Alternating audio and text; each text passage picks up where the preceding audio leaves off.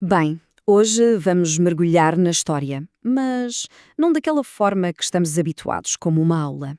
Pense nisto mais como uma investigação, porque vamos olhar para uns documentos que sugerem que a ascensão de um dos imperadores mais famosos de Roma se calhar não foi obra do destino, e sim um plano muito, muito bem orquestrado. Pois é, esta é a grande questão, não é? Quer dizer, a história que toda a gente conhece conta uma coisa, mas os indícios, as pistas, parecem levar-nos para um caminho bem mais sombrio. Vamos lá seguir essas pistas, vamos examinar as provas e ver onde é que isto vai dar. Ok, então, para percebermos como é que um homem conseguiu subir ao poder assim tão de repente, primeiro temos de olhar para o cenário. Onde é que tudo isto aconteceu? E a resposta é simples: no meio do caos. Um caos absoluto. Com a morte de Nero, Roma ficou à deriva. Não havia um líder claro. O poder estava ali, no ar, basicamente para quem o conseguisse agarrar. E, claro, com várias fações a lutar por ele. Esta instabilidade toda, bem, era a oportunidade perfeita para alguém com muita ambição e talvez poucos escrúpulos. E a base da nossa investigação começa precisamente aqui, nesta cronologia, nos eventos que aconteceram entre 65 e 69 depois de Cristo. Olhando assim, à primeira vista, parece só uma lista de datas e acontecimentos, certo?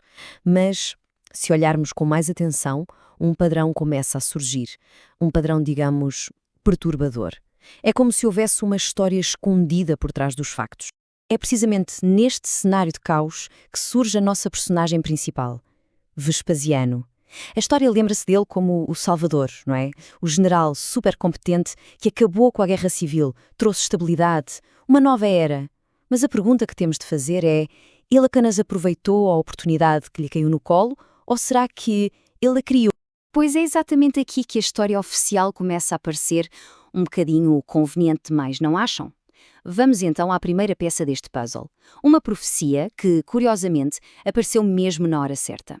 E olhem, é mesmo crucial perceber isto. Na Roma Antiga, ter os deuses do nosso lado não era só uma questão de fé, era uma arma política poderosíssima. Uma profecia bem colocada podia transformar um simples general, um usurpador, no escolhido dos deuses, no homem do destino. Agora reparem bem no timing, que é aqui que a coisa fica interessante. Vespasiano, um general que está em campanha, recebe esta profecia de um prisioneiro dele, um tal de Josefo. E, vá lá, pouco tempo depois, o império mergulha no caos e o caminho para o poder fica escancarado para ele. Será só coincidência? É esta a pergunta que esta análise toda nos leva a fazer. E se a profecia não estava a prever o futuro, mas sim a criá-lo, a moldá-lo? E se isto foi apenas o primeiro passo de um plano muito, muito maior? Ok, então se a profecia foi, digamos, o isco, o que veio a seguir foi uma série de acontecimentos sangrentos que, um a um, foram eliminando todos os obstáculos que estavam no caminho de Vespasiano.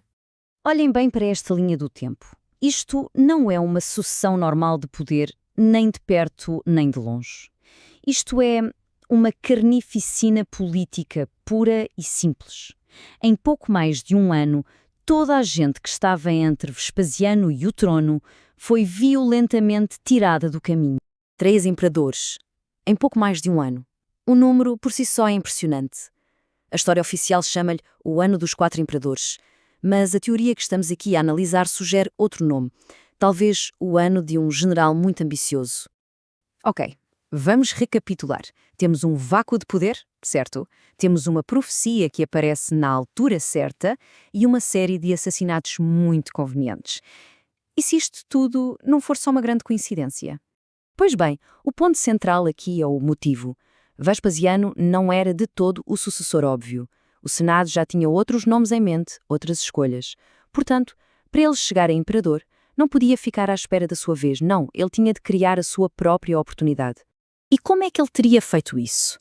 Bem, a teoria aponta para um plano com 3 passos. Primeiro, força bruta, eliminar os rivais. Segundo, manipulação, usar a tal profecia para criar uma imagem de predestinado. E terceiro, talvez o mais importante, controlar a história, ou seja, apagar qualquer facto que não se encaixasse na versão oficial. E isto leva-nos à afirmação mais bombástica desta teoria. Isto não é uma suspeita vaga, é uma acusação bem direta. A teoria defende que Vespasiano não se limitou a beneficiar da violência. Não, ele foi o arquiteto por trás de tudo. E este quadro resume o contraste na perfeição. De um lado temos a história oficial, o herói que salvou Roma do caos. Do outro, esta teoria, o vilão que criou o caos de propósito, para depois aparecer como o salvador. São duas versões da mesma história, mas completamente opostas. Então, por que é que a versão que todos conhecemos é a do herói? Bem, isso leva-nos a uma reflexão um pouco maior sobre como é que a própria história é escrita. Porque o verdadeiro poder, o poder supremo, não é só governar no presente, é controlar como o futuro se vai lembrar de nós. Se esta teoria estiver certa, a maior vitória de Vespasiano não foi em nenhuma batalha. Foi nas páginas dos livros de história uma narrativa que ele ajudou a moldar, garantindo que os factos mais inconvenientes ficassem de fora. E é com esta pergunta que terminamos. O caso de Vespasiano é um exemplo incrível, mas o princípio aplica-se a toda a história. Leva-nos a questionar as narrativas que aceitamos sem pensar, a procurar sempre o que está nas sombras, por trás da versão oficial. Fica a pergunta no ar: que outras verdades estarão escondidas, mesmo à nossa frente?